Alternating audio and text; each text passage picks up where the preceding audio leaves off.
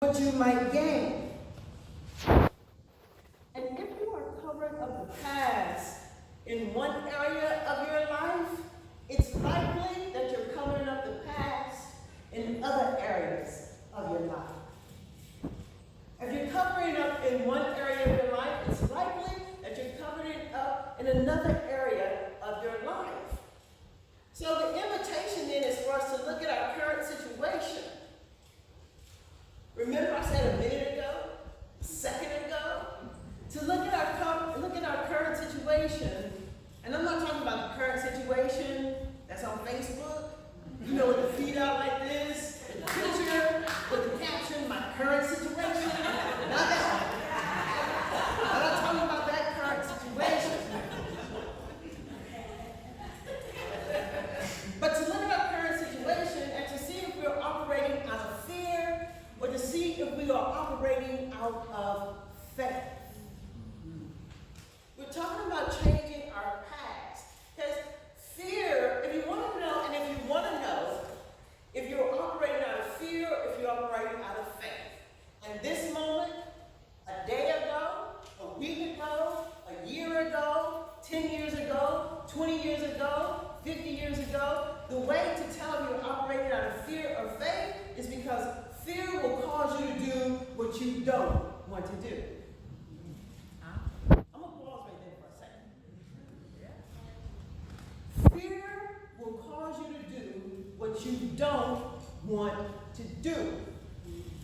And faith will cause you to do something new. I think you should tell your neighbor that. That's pretty important. So turn to your neighbor and say, fear will cause you to do what you don't want to do. What you don't want to do. Faith will cause you to do. Faith will cause you to do. That really resonates with me. Something new. Something new. So if a minute ago you did something that you didn't want to do, fear. If right now, in this moment, you are doing something that you don't want to do, fear. Faith will cause you to do something new. So, in order to change the past, then we've got some sifting to do. Some sifting and some shifting.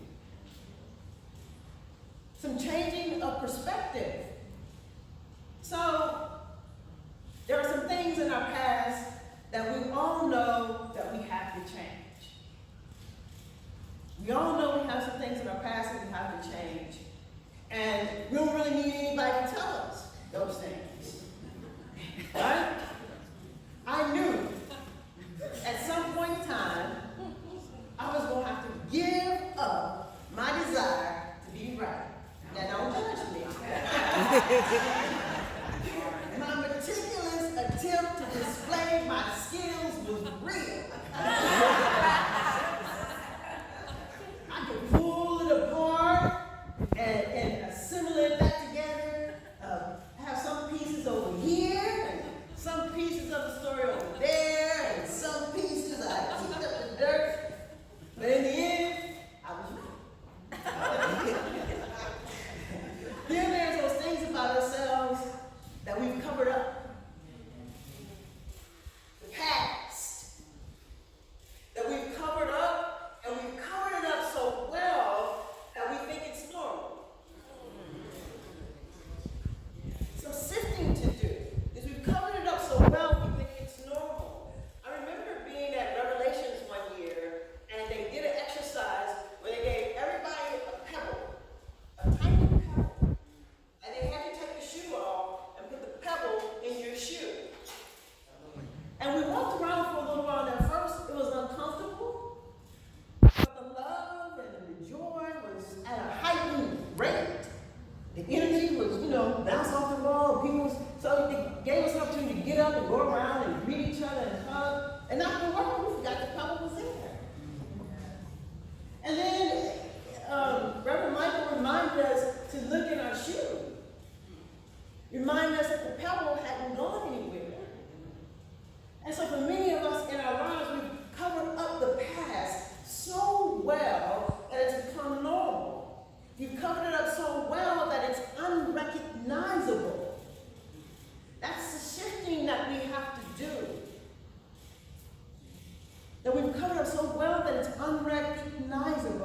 So we sift through our past, our thoughts about the past, we sift through our experiences, we begin to identify the past that we have been identifying ourselves with. And when we have identified all the external things that we've identified with, that we identify ourselves with, that we identify ourselves as, when we start sifting through that and all of that becomes clear, all of the people that we use to cover up the past, when we can identify the stories that we tell that seem very normal, that we use to cover up the past, when we sifted through and become very aware of all the things that we use to cover up the past, what we are left with is who we are. What we're left with in that moment is who we really are. What we're left with in that moment is our real feelings, our real thoughts. It's a space where we begin to doubt ourselves, perhaps. It's that space where we get to look at our fears and our doubts. I'm talking about the past. And so it's in these moments then that we find ourselves in the midst of what many call the precious present moment. And it's where you want to be. And you're sifting and getting clear about who you are, what you're really feeling, what you're really thinking. Because remember I said, you can't change the past if you hide the past. You can't change your fears if you hide your fears, if you cover them up. You can't change what you are doubting if you hide what you're doubting. You have to expose it. Bring it to the light so that you can then begin to engage in the work of creating something new so that you can be moved into faith. It's when we move our attention and when we begin to allow our energy to be transformed so that we can start to use that energy to move our attention from keeping ourselves, from keeping our image intact. We move our energy from having to do everything, all these things, make a connection with all these people to keep our image intact. We spend all our energy doing that. So we don't want to do that. We're not here to keep up appearances. I know, and you know, it's exhausting. It's exhausting. So we can, in this moment then, we can begin to release our search for pleasure to avoid pain. The past. We think we have engaged in a search that's going to lead us to a place that we already are. A search for pleasure to avoid pain. So we start to pray then a prayer of faith. We start to begin to accept and to believe that our prayers are answered. That prayers are answered. My prayer, your prayer, answered. Whatever prayer you have right now, whatever prayer you're holding in your heart, whatever prayer you're holding in your mind right now, answered. In whatever form it presents itself in. Because the problem is that for most of us, instead of affirming that right now, in this moment where my prayers have been answered, that whatever form it takes, it's perfect for this moment. That's perfect for this moment. Remember, 20 minutes ago, I said that patience is the mother of change. It takes patience to understand that whatever form our prayer, however our prayer has been answered, that it's right in this moment. The problem is that most of us want this moment, want everything in this moment to be right. No, no, no, no, no, no.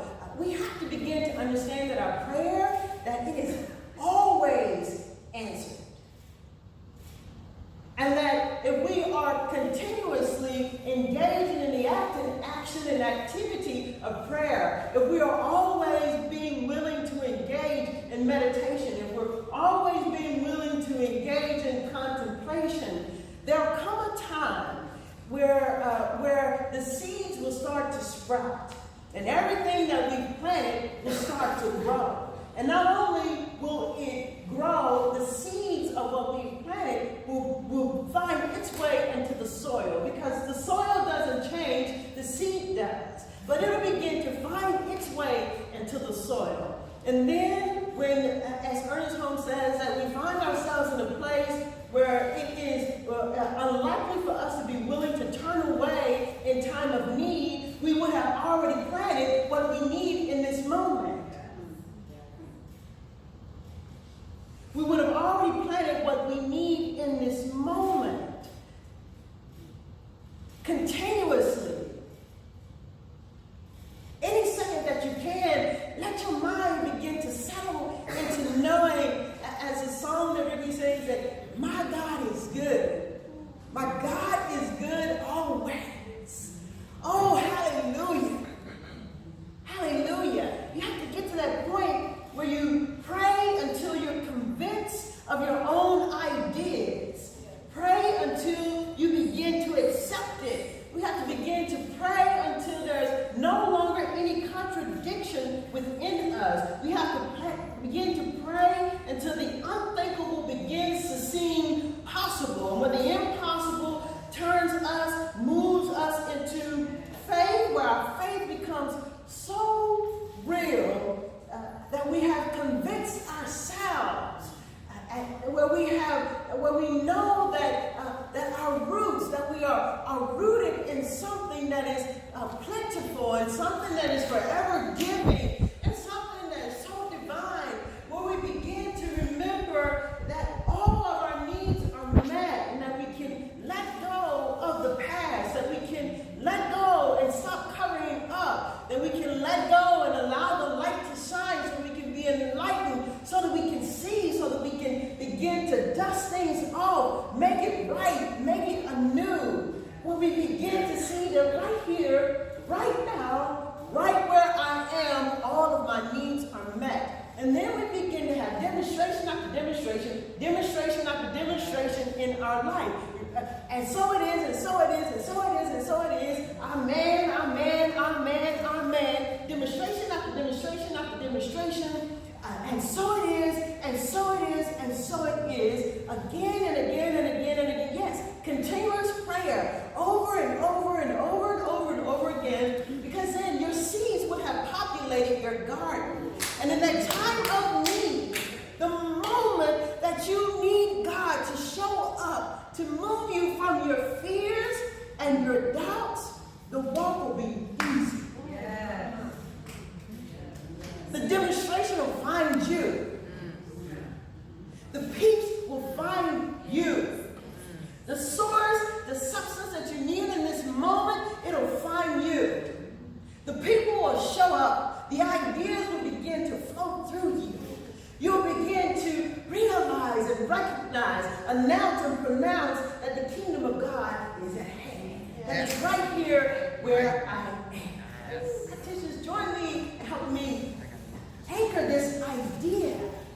Join me in knowing the truth for each one of us here, that we are equipped, that we are prepared to be present with our past. That God is all that there is, and that everything is God. That its bounty, its beauty, its grace, its magnificence, its love, its joy, its peace, its intelligence, its wisdom is right here and right now. And that it is all that there is, and that it is enough for whatever the past happened to be, that it is more than enough It's more than enough to move us from whatever happened a minute ago, whatever happened an hour ago, that it is more than enough to move us to be willing to look at and expose our past so that we might be open to being available to all that God is, so that we may be set free. So we may be set free in our thinking, so we may be set free in our being, and so that we certainly be set free in our doing. And we begin to live in joy, we begin to live in happiness, our firm and know our oneness, each one of us, our oneness with God and all that God is. Where I know there's no place, no space, no situation that we can find ourselves in that God is not present. I know this to be the absolute truth. And as I affirm and know this, I know for myself and for each one of us that the past has no power over us, and that the point of power is in the present moment, where all God is, where the kingdom of God is at hand, where I know the eternal givingness and goodness of God is mine now, and I know the same for you. And as I know this, I know that each one of us are inspired, that we become in tune with, that we become aware of the roots that we are connected with. We become aware that we are planted in rich soil, and that the soil stays the same as we pray, allow our seed to find its way to it again and again and again and again and again and again, when we move into great acceptance of all that there is, and live forever in an expectancy of something good, of something grand, when we begin to live in the expectancy of good and only good, more and more and more and more and more and more good, more and more and more and more and more and more God. Oh, I'm so grateful for this.